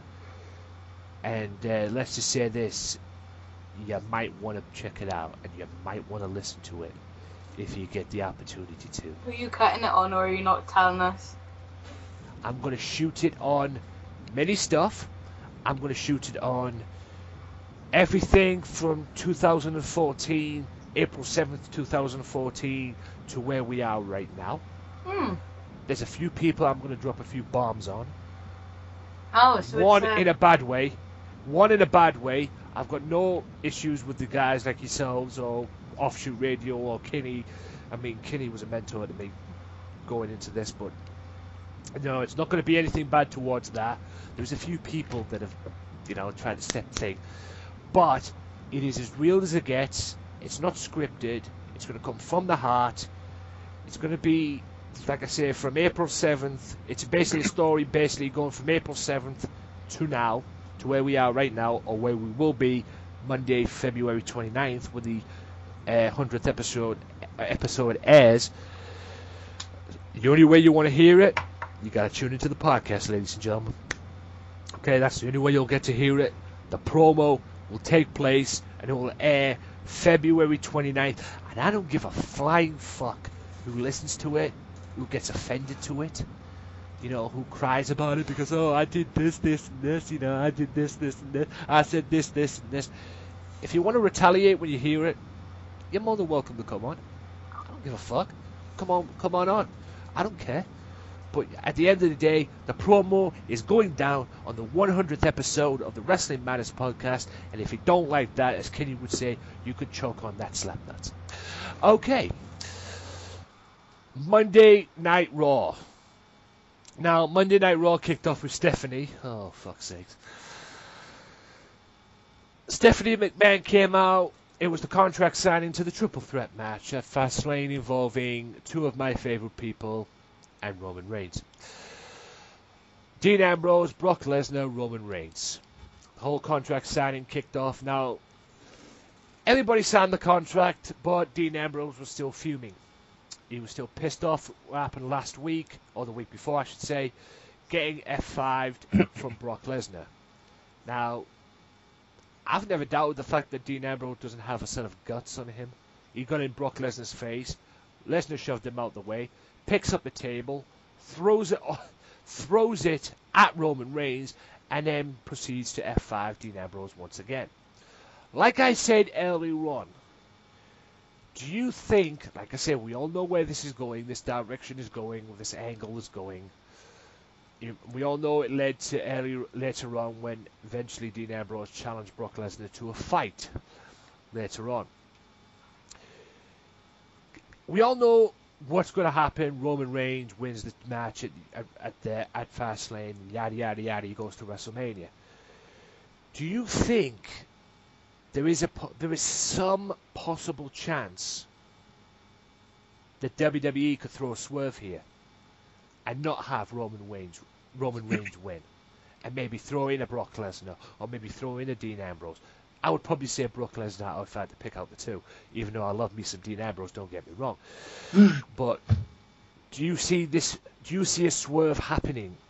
Do you think WWE are capable of going, oh yeah, you all think it's going to be Roman Reigns, yeah, bam, it's not? Because we all know direction for Brock Lesnar, from what I've heard anyway, is a possible Brock Lesnar versus Bray Wyatt match at WrestleMania, all leading into what I heard could possibly happen at SummerSlam for Brock Lesnar, which scares the living shit out of me, quite frankly. But anyway, I'll say that in a second. What do you guys think? In terms of the swerve, not likely. But having said that, it's not likely. It's not to say that it's not going to. It couldn't happen. I'd say it'd be like 50-1, but it could happen. But no, I think the company is very much wanting to get over their guy, and WrestleMania is the place to do it. So I can't see that happening. Don't get me wrong. I'm quietly confident that Dean Ambrose is going to get another world title shot soon, but he's going to have to drop the IC title. I think a lot of people are forgetting that he still has the IC title. So, yeah, let's see how that goes. Rox? Well, personally, I think that I would rather see Brock Lesnar against Bray Wyatt, to be fair. Potentially there could be a swerve. I mean, what do you think? I think Bray Wyatt has hinted in his promo, it's pretty much booked, that it's going to be Brock Lesnar and the Wyatt and Bray Wyatt, talking about the titans and gods of the WWE. You pretty much Bray Wyatt, fucking Bray Wyatt. Brock Lesnar's up there in terms of those kind of big guns, if you will. You should hear the fucking match I've heard, the possible match for Brock Lesnar at this year's SummerSlam. Oh, alright. Brock Lesnar, Braun Strowman at SummerSlam. Yeah, they're trying to get over their guy again. Really? Yeah. Wow, Strowman and... They go from John Cena versus Undertaker to Braun Strowman versus Undertaker, and now they want to put Brock Lesnar. That, if you ask me, I mean, I don't know what the fuck they're trying to do with Braun Strowman, but if you ask me, it's a slap in the face to Brock Lesnar to have him in there. No, neither do I. I've got no idea. I mean, don't get me wrong. I hope this thing, if this is going to be taking place, Undertaker versus Braun Strowman at WrestleMania, I hope it works. Heck, I hope Braun Strowman and Brock Lesnar works. But what scares the shit out of me about this Undertaker versus Braun Strowman match is it could be another Undertaker versus Elegante match, or Undertaker versus Giant Gonzalez match, as he was known Who's back going then. to carry who? Exactly. Like, Braun Strowman doesn't seem to do a lot, and Taker is like my parents' age. You know, it's like it will be one of those matches that just like lasts for 5 minutes, and there'll be a lot of pacing each other in the ring and a lot of stare downs. That'll be what happens. Yeah, it scares the shit out of me. It really does. Oh yeah. I actually don't remember fucking Taker doing that much at last year's WrestleMania. I don't remember the Bray Wyatt match. I don't.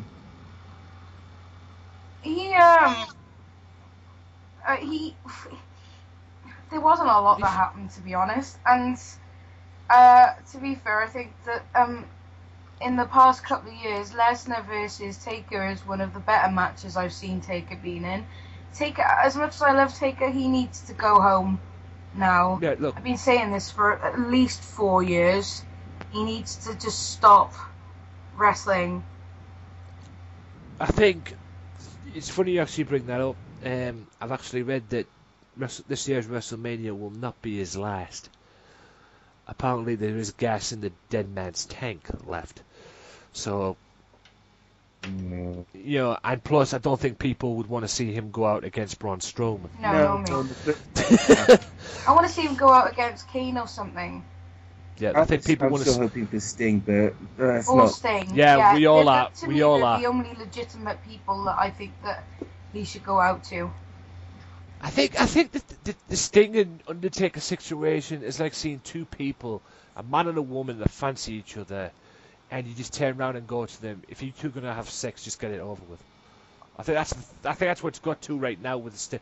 Not in the terms of that, but I think that's what it's got to now with the Sting and Undertaker thing. Now, I mean, people, you know, it's like with like a man and a woman. If a man and a woman really like each other, you turn around and go to them. If you two are just gonna have sex, then get it over with. I think with the Sting situation now with the Undertaker, it's like, if these two are gonna have a fucking match, just fucking book it already.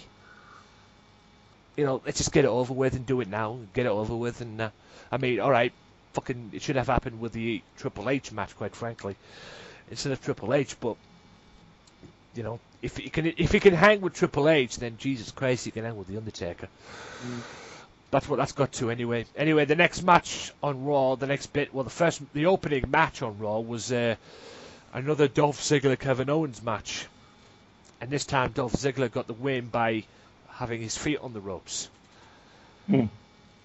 Where's, you know, first of all, what direction is Dolph Ziggler going, and is he going to get anything positive out of this? Frankly, I don't care. I've never been a Dolph Ziggler fan. I know Roxy's I care. a lot of the female population like Ziggler, but look, don't get me wrong. I don't care for what. Yeah, look, don't get me wrong. I love me some Ziggler too. I love me some Dolph Ziggler too.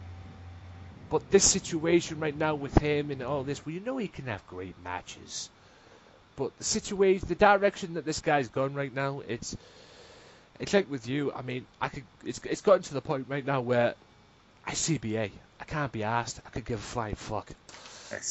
you know. Well, Maybe obviously I do because I'm a Ziggler fan. Fucking stand-up comedy stuff. Yeah. Fucking no. Don't get me started on that truth, please. That would be here all fucking day otherwise. I like it, You wouldn't think actually. It's kind of like fucking Booker T and Gold and Dust 2.0. it is that, to be fair. Anyway, Rox, shoot. I think, like, obviously I'm a Dolph Ziggler fan. I'm not a Dolph Ziggler fan for the reasons why a lot of women are Dolph Ziggler fans. I'm a fan because I've always been a massive fan of anybody who can oversell, cut a promo, and actually do decent ring work. And to me, he encapsulates all of those points that I've just raised, like Shawn Michaels did, like Dean Ambrose did. It's just a shame that Dolph Ziggler has been, he has effectively been buried, and now he's been, you know, he's kind of like, feels like he's being a, you know, rise of the ashes of the phoenix kind of feeling. And the worst thing is that because he got shat on from such a great height, now he's starting to make a comeback. People really don't care because they're either legitimately more concerned with the newer talent in the roster, or the fact that they don't want to hope too much for Ziggler because they're worried that he's just going to be, you know, a jobber to the jobbers kind of thing. You know what I mean? So, yeah. I mean, obviously, legitimately for me, any win for Ziggler is a good thing. But, you know, I just wish that he could be something that the WWE aren't allowing him to be. I mean, that guy needs a title belt. It's as simple as that. As a side note, Dolph Ziggler is a good-looking guy, but he's also a great wrestler. I'm just an alpha male, and I hate him because, I want that. Yeah. He's I want all the women. Speaking of women, Charlotte, Divas Champion, went 1-on-1 with Alicia Fox, or as she's now known as Brie Bella's sidekick. Or the Bella Twins' sidekick, more likely. Again, this is a warm-up for Brie Bella and Charlotte at Fastlane. We've already mentioned about Charlotte and all that earlier on. I'm even going to talk about it, to be honest with you, because yes, Daddy was at ringside. Whoop-de-fucking-do. But what do you guys think they should do with Alicia Fox? Because like Evan says, yes, she is talented, no matter what. It's like another person who's getting the handcuffs, locked on her. And many people right now, if they listen to this podcast or even watch Raw, many people probably won't believe right now that this woman wants Divas Champion. Yeah. I mean, what do you guys think, man? I mean, it's actually a disgrace. I mean, this is a prime example of why many people do not like women's wrestling. More importantly, many people don't like the women's division or the Divas division. Go on, have you say. I forgot what I was going to say. Well, the subject is Alicia Fox, just to give it that.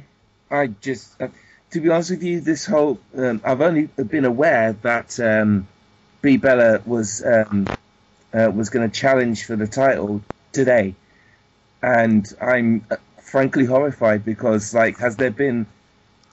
I actually don't remember. In fact, I think the Sasha Banks and Becky Lynch storyline has been more relevant in my eyes than this thing. The thing is as well is that they're going to boo this. I can almost guarantee you that the Marks and Smarks are going to boo that title match out of the fucking building because for some reason you guys don't like the Charlotte and fucking Flair, Charlotte and Daddy angle, but that's kind of who Ric Flair is, and no one likes Brie Bella. So the fact that she's been given this title opportunity is hilarious, considering that Alicia Fox is very talented, and she hasn't been given a title shot in since Paige had the belt. Yeah, don't get me started on that. Believe you me, that was That one was of many the thing reasons. she did actually when Alicia Fox went batshit crazy. That was hilarious. I missed that angle actually. Yeah. Giving people What about- veggies and shit. And slapping people around. What about Rox? Oh, Alicia Fox. She's an extremely hard worker, and she is the jobber of the Divas division. You know, it's quite obvious. But I don't know. I think that she's got a lot to give. To be fair, I mean, from the fact that she's running around being Brie Bella's psychic, I think that that's all wrong. I think that she's higher than the Bella twins, in my opinion. Yep. I've always thought that. You know, I don't know whether she would, because she has been that jobber, that girl for such a long time. I don't think that she'll ever have a championship again, which is a shame. But yeah, she shouldn't be where she is. She should never have been put this low. I mean, the fact that, you know, even Marie seems to be more over than Alicia Fox, that's a little bit disturbing. Yeah. Marie. Eva Marie. Oh, Eva Marie. Marie, yeah. I love Eva Marie, and I'll tell you why. She's one of the few people in the company that has general absolute fucking high heat, heel heat from the fans. I love her work, and I'm losing my voice again. Forever. Miss TV. Oh God. What's her again? But it wasn't Miss TV because it turned into an episode of the highlight reel with Miz as a guest. Basically, Chris Jericho came out and took over the show and threw it away and said, "Here, we're having the highlight reel." So it turned into the highlight reel basically, and it was these two going back and forth over the fact that they have both lost to one AJ Styles. Well, Jericho lost the night after Royal Rumble, and The Miz lost on SmackDown. Not only did he lose a pinfall victory to AJ Styles, he also lost some teeth. Which is just fucking tremendous, because anyone who could knock some teeth out of Miz is okay with me, and more importantly right there, they shouldn't have knocked his teeth out, they should have knocked his fucking brain out. But that's another issue for another day. But this turned into a brawl, and this is the reason why I've gone with this, because it seems at the moment right now many people are wanting Chris Jericho and AJ Styles at Fastlane. But this is the reason why I brought The Miz up earlier on. Do you think that this could be a triple threat match involving The Miz? Because, yes, Chris Jericho versus AJ Styles is a match that I would see again and again and again. I still don't get to the position why Chris Jericho is in the position right now where he's putting people over. I understand why, but there should be a boundary and a level or a line you shouldn't cross for that one. I mean, Chris Jericho is Chris Jericho, and whether we like it or not, he's still the very first undisputed champion. But, I mean, out of the matches, would you rather see Chris Jericho versus AJ Styles or AJ Styles versus The Miz? Out of it. I think a lot of people have been forgetting that AJ Styles has also fought a couple of the members of the Social Outcasts. I don't think but I don't think that he's going to have a feud with them. Yeah, I think it's just, I like the Social Outcasts. I kind of do, but I haven't seen much of their work. The first time I saw their work in a long time was their bit on SmackDown, like they did before the tag match. Go on, Rox, sorry. Oh no, I was just thinking about how much of a Slater mark I am. Sorry, my bad. Personally, I don't want to see the AJ Styles versus The Miz. I don't want to see AJ Styles versus Chris Jericho. He doesn't need any of them. He doesn't. You know, no, he doesn't. With regards to Miz being thrown in for triple threat measure, I think it's completely unnecessary, and it'll be a case of who's jobbing who. Yeah. Personally, in my I think Miz would probably lose that pinfall if that happened, if it was a triple threat. Because Miz has been jobbing lately. I mean, like I've said many times, many people probably take one look at the Miz and think that guy used to be WWE champion. he's just there to create heat, isn't he? Yeah, to create It's heat. instant And just, heat, like literally. Yeah. Miz in a packet equals instant heat, like. Yeah, I and think he's got instant lazy. wardrobe. Yeah, an instant lazy wardrobe style as well. Fucking Lady Gaga, Jesus Christ. I swear, you talk about Maurice being his stylist, I swear it's Lady Gaga's stylist. I mean, it just does not, the outfit that he wears just does not look good on it. I mean, ugh. I like it. I'm moving on quick. I fucking hate this.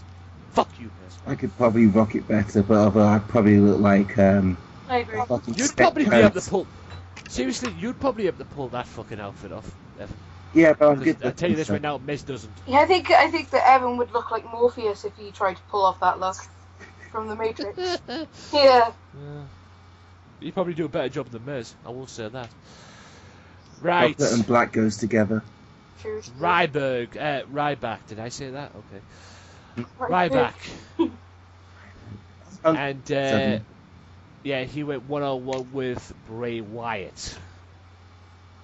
We've seen this. And basically, this match wasn't a match. Yes, Bray got the victory, but basically this was just the beatdown of Ryback, basically, by the Wyatt family.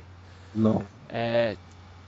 You probably see a 6-man tag in the pipelines at Fastlane involving the Wyatt family and Big Show, and actually it can't be the Big Show because Big Show is probably, I suppose, yeah, 6-man tag involving the Wyatts and probably Ryback, and if so, who do you see being Ryback's tag team partners? So, I literally don't know. Yeah, Can't 'cause think of anyone.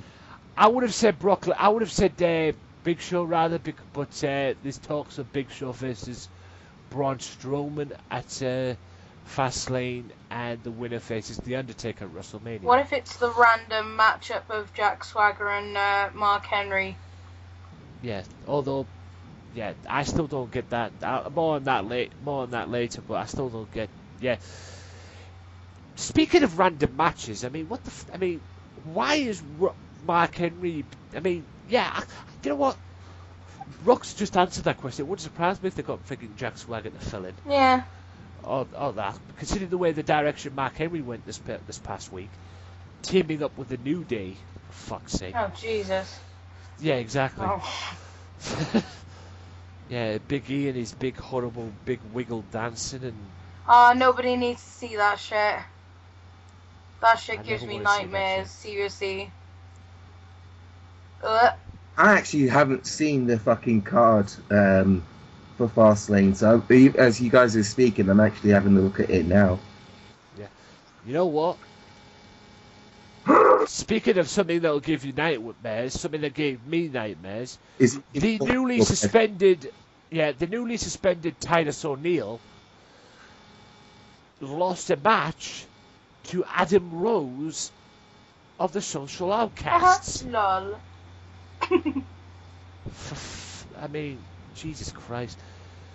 Look, I've said this many times about the Social Outcasts, and I'll say it again. Curtis Axel hasn't been relevant since he won the Intercontinental Championship.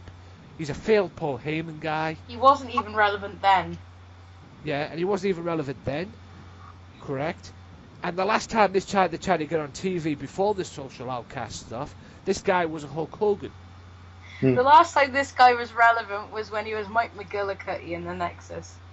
Thank you. There you But go. it's the fact that he's so irrelevant. I actually like him. Yeah.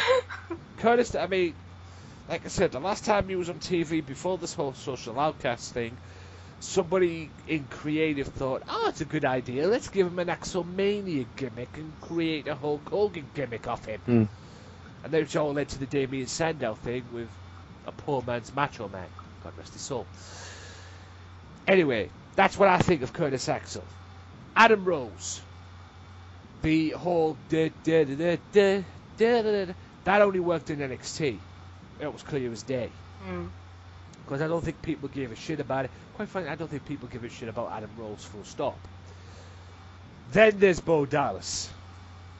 All of these members are seriously throwing Hail Marys because all of them will be looking at their contracts towards the end of the year. And I said this last week as well on the podcast, right? When when the social outcasts came out and interrupted the Wyatt family and picked a fight with the Wyatt family, I swear to you, Bray Wyatt took one look at Bo Dallas and thought, that's my brother. To be fair, that was probably one of the best things they did. Yeah. What the fuck have you done? You know, and don't get me started on Bo Dallas because this whole belief thing is a pain in my ass. Bo Dallas needs to frankly, become a member of the Wyatt family. Yes. If there's anybody that should be a member of the Wyatt family, it's definitely Bo Dallas. And this whole belief thing is a pain in the ass. And I very much believe that Bo Dallas should just fuck off. Then there's Heath Slater. Watch it now. Don't you hate on my Slater. Oh, joy. Heath Slater. The guy that's had more factions than he probably had girlfriends. Nexus. And now Core. Social Outcast. What was it? Gator? 3-man band. Gator Slater. 3-man band. Gator Slater with Titus O'Neil. This guy's had more like I said, this guy's had more fucking factions, more groups, or been in more groups than he's probably had girlfriends. Or probably they can pull chicks. It's ridiculous. It is absolutely ridiculous. And I've said this, and I'll say this last week, they are just, in my opinion, the Social Outcasts are a 4-man band. Heath Slater is a very hard worker. And given the chance, he does have an awesome ability in the ring. He has the ability to attract heat. He has the ability to attract a cheap pop. And people love him because he's so socially awkward and shit at the same time. It's his gimmick is being shit, and he excels at it. And he's just great. I got a lot of time for that boy. Yeah, and he also has the time to attract 3 Stooges. Yeah, 3 Stooges being Curtis Axel, Adam Rose, and Bo Dallas. Evan, say your piece. I'm hungry. Okay. What hungry to shoot on the fucking Social Outcast, or just hungry to eat? To be honest with you, I think the fact that we're giving them so much airtime is probably the most amount of time anybody's spoken about them. I really don't have much to say about them. To be honest with you, the best thing they did was the Wyatt family thing, and since then it's been like they haven't done much for me. So. Well, on that case, that is the end of the Social Outcast, and now we'll move on to the fight that was Dean Ambrose and Brock Lesnar. The Intercontinental Champion picked a fight with Brock Lesnar. And which is brilliant. Roman Reigns was going to get involved, but Dean said, no, let me do this on my own. So, the fight broke out. Ambrose picked a fight with Lesnar. He got what he wanted, and basically got his ass kicked. That wasn't until Roman Reigns could take no more. Roman Reigns came out and distracted Brock Lesnar rather, so Dean Ambrose could hit a low blow on Brock Lesnar. Now I don't care who you are, man, woman, child, beast, whatever. If you get hit in the Brock Lesnar family jewels, as it was known on Raw, you're going down. And it's not the first time that Brock's been hit by a low blow. Ask Undertaker. So, what do you guys think of that little fight? Did you guys happen to see that segment? It was a brawl, and it was basically Dean Ambrose getting beat down, in case you didn't see it, until what I call it came out and did his thing and took over Roman Reigns, which allowed Dean Ambrose to hit the low blow. I think it's brilliant. I mean, yeah. I think that it kind of like, it's brilliant for Ambrose being in that role because he's truly compelling. I mean, he's got the whole Mick Foley tough guy looking role in that segment. I mean, obviously Lesnar is just like, I'm gonna, run you over or whatever. But the fact that he kept getting up, like Ambrose, just goes to show, yeah, I might be smaller than you. Yeah, you might be a fucking tank. And yeah, you probably will destroy me. But I will keep getting up until you do destroy me. And I thought that was I think it's brilliant. And it truly just goes to show with his character, like, he's mentally unstable, he's unhinged. It just sheds light and builds momentum to his character on that level. It truly makes him look like a fucking lunatic, which is what everybody wants to see, right? Yep. Very good. Very good. Exactly what I was going to say. Yeah. On that case, then I'll ask this question. I'll throw this question out at you. Do you see a Dean Ambrose versus Brock Lesnar match down the road? I don't know. I mean, will we need to see one after this? That's the question.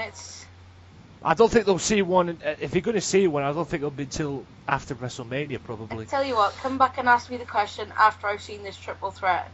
Then I'll be able to tell you. I need to actually see the two of them in action before I can pass judgment on how well they'll fight against each other. It's exactly the same thing as with Seth Rollins, John Cena, and Brock Lesnar. I had to see it to believe it. What's your take on that? No. Very good. What she said. Okay. Sorry. Right. She nailed it. Yep. Okay. Lucha Dragons. Yes, the return of Sin Cara, ladies and gentlemen. Kalisto's United States champion, and Sin Cara returns as well. And they went up against Rusev and Alberto Del Rio of the League of Nations. I gotta ask, not really much cop about this match, to be honest with you. I really didn't give two flying fucks about this match, quite frankly. Like I did on many matches in that case, especially I'm done with the League of Nations now. The League of Nations now has got to the point right now where it was a waste of time creating that group, quite frankly. I mean, they only created it in a way because Sheamus at the time was champion, and look how that turned out. I gotta ask, do you see Alberto Del Rio and Rusev getting a tag team title run at some point? Question is, do you want to see that? No. Because I don't think I do, but... No, I mean, for me, the whole match, Lucha Dragons versus Del Rio and Rusev, I think it just was basically a little post-it note that Del Rio's supposed to be the dominant one, despite all of the losses that he's come up against. That's the only reason why I think that match happened. So, I mean, I don't think... If anyone is going to be a tag team out of that faction, it should be Sheamus and Barrett, but obviously both are injured right now, so there's not a lot that they can do with it.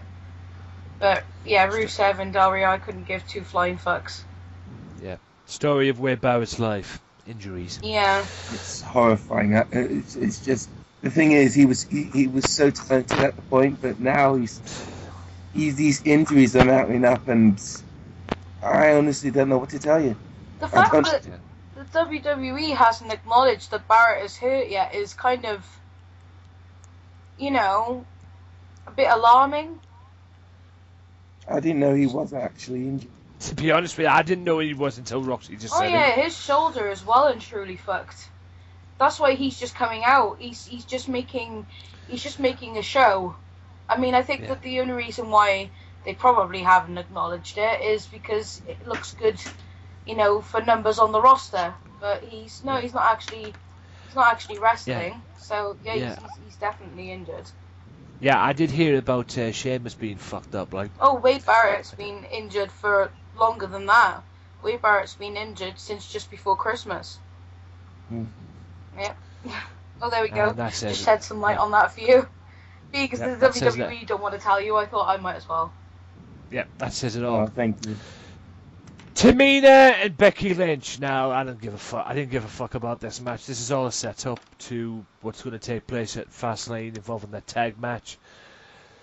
I am a Becky Lynch fan. I am a member of the Leash Mob. I agree. Yep. I love Becky too, to be honest. You can't not. By the way, did anyone think that Tamina was going to rip her t-shirt off and show her tits after that match? Because she ripped, was like, oh, I get to see she's got something underneath it. Yeah.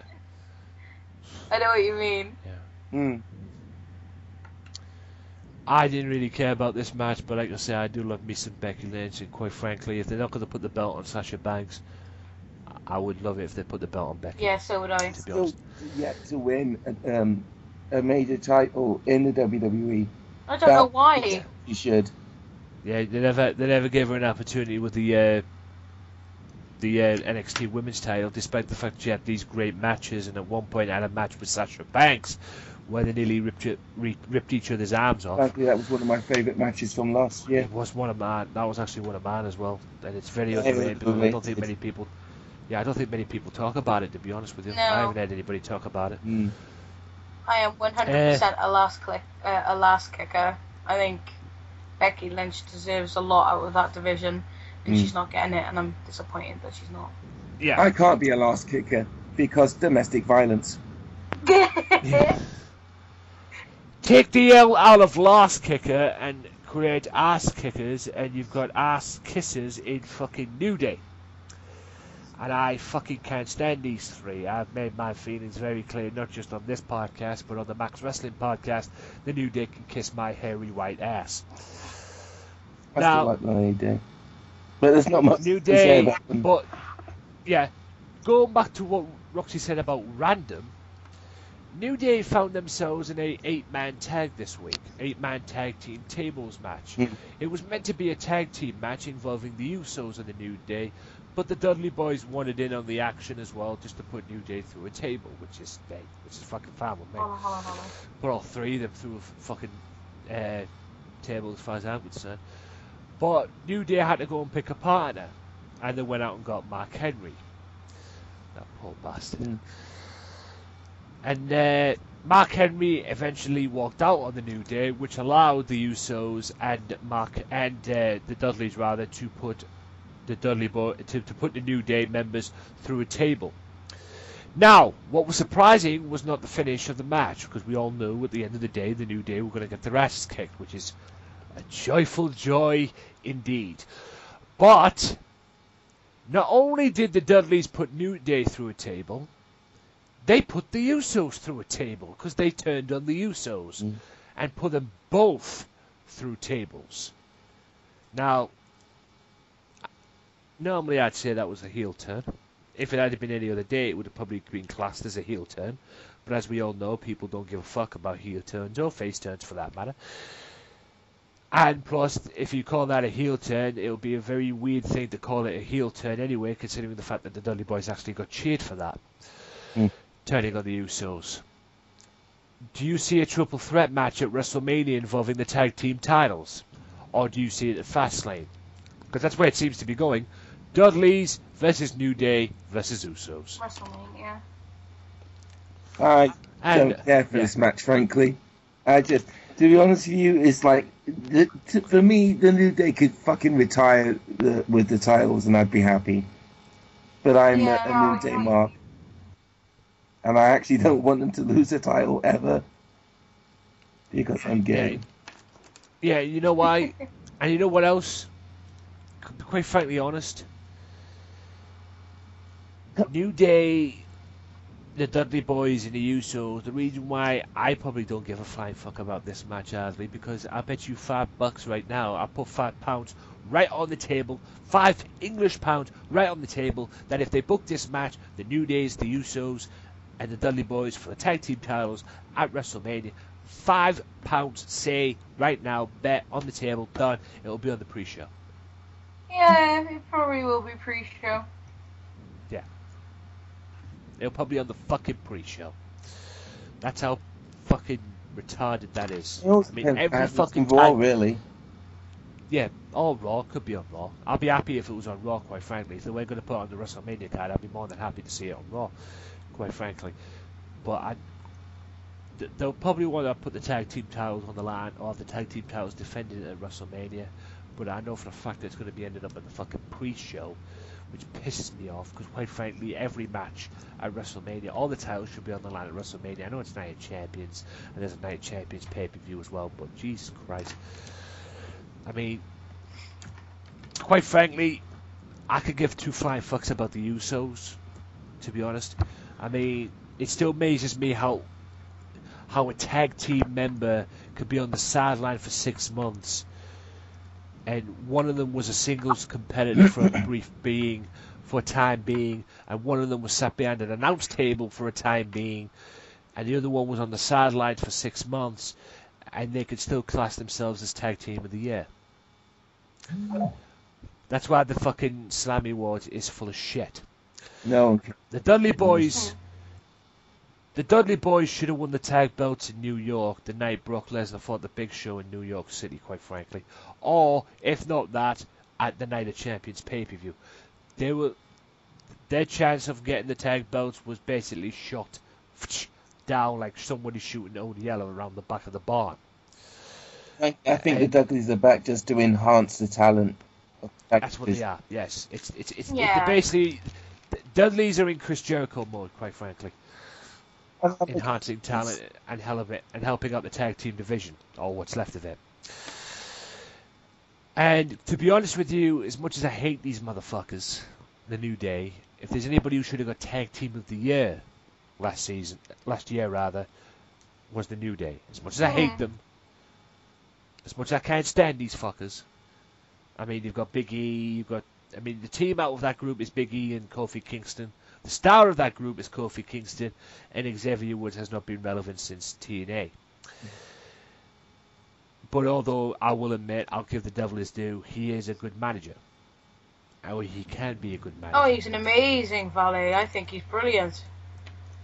That's the one thing I like about New Day. I'm not a New Day fan, but I do love Xavier Woods. I think he's absolutely fab. Yeah, I think he could be a good manager role, or valet for them too. But somebody came up with the idea, let's take a 3-bed rule on them and see how that goes. Yeah, but like I said, at the end of the day, no matter what, fucking New Day can kiss my big white hairy northeast ass. I do not like them. Period. Right. And the last part of Raw, as we all know, we've already talked about it, was Daniel Bryan. The farewell, and then the farewell thing he did, saying goodbye to the fans, saying goodbye to the people backstage, celebrating. His wife comes out, does the yes, yes, yes, and then off camera, off air, the whole crew came out, the whole locker room came out, and basically said their goodbyes. All in all, I've given my view on it. A pretty lackluster Raw, although I did give it a 7 just for that moment alone, the Daniel Bryan thing. I did give it a 7 just for the Daniel Bryan stuff. What is your ratings out of 10, please? And like I said, just think of it at the top of your head if you haven't seen it. I'd probably give it a 6. 11 out of 10 IGN would rate again. And on that note, we'll leave it there. And that about wraps it up for this 98th edition of the Wrestling Matters podcast. My thanks to my guests, the gorgeous Roxy, and the one and only, the man who is over as fuck, Evan McCabe. And now, guys, I don't care which one of you go first or which one of you go second, but the floor is now yours to put yourselves over on this beautiful thing we call social media. Where can my audience find you? First time I'm going to say this, and it's going to be relevant. Ladies first. You can find me on the evil Twitter machine at Roxy Toxic. That's with 2 X's in each. I have been threatening to come back to Roxy's room for a while. I've had a couple of issues with illness and recording and whatever, I can't exactly give you a date of when it's going to be back, but now that I've had to hand in my resignation at work because of my illness, there will be Roxy's Room very soon, and there will be a lot more of them. So if you haven't watched before, or if you are eagerly anticipating the new series, you can catch me on Twitter and on YouTube, Roxy's Room. Evan? McCaber.com. That is EvanMcCaber.com for all your EvanMcCaber.com needs. I'm not going to do this EvanMcCaber.com thing very often, too much, because I can't talk today. I'm very Evan McCaber drunk. EvanMcCaber.com is very hungover. You don't have to worry about EvanMcCaber.com because EvanMcCaber.com is not making very much sense at the moment. In fact, am I calling myself EvanMcCaber.com? Yes, I am calling myself EvanMcCaber.com, and I'm losing my voice as well. But that's okay, because EvanMcCaber.com is EvanMcCaber.com. You can also find me on the evil Twitter machine at PushMcCaber. That's my wrestling Twitter account.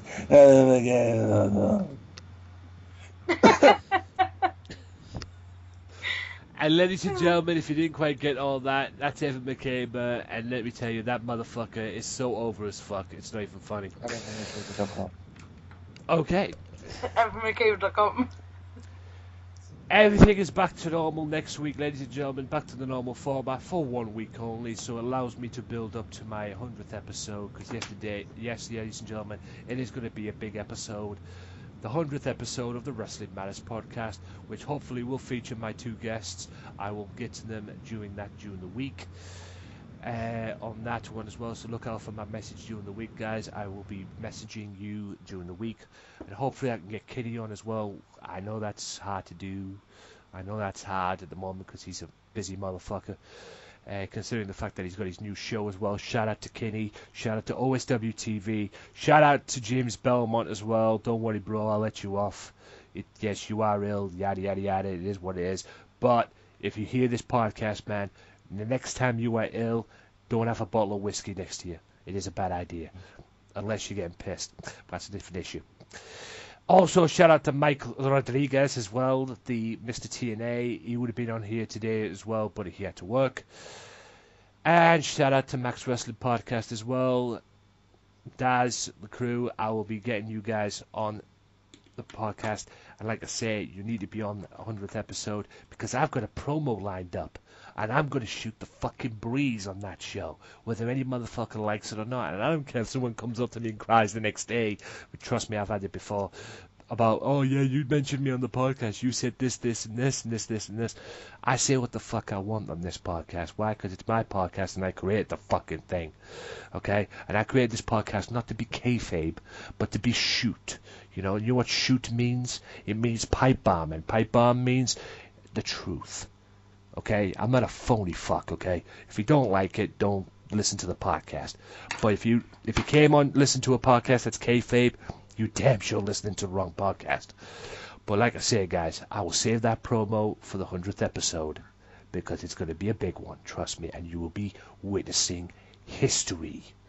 And then don't forget, ladies and gentlemen, April 4th, it is the 2-year anniversary of the Wrestling Matters podcast that started in April 7th, 2014. I can't wait for that because if you think the 100th episode is going to be big, wait till you see or wait till you find out what's in store for the 2-year anniversary. But with that being said, ladies and gentlemen, thank you to the man that is over as fuck, Mr. Evan McCaber, and the sexy Roxxane herself. It has been a pleasure having you both guys on. I hope you guys will be back for the 100th episode.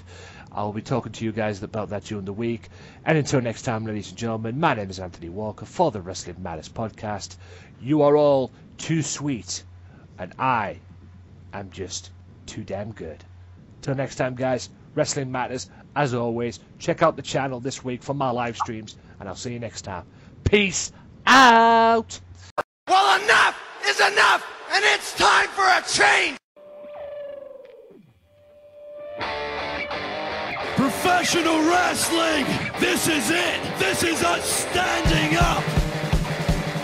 Yes! Yes! Yes! Yes! Yes! Yes! That's 13-14! Hey, kid! arena, I am the best in the world. Cause that's the bottom line. Cause Stone Cold Simpson.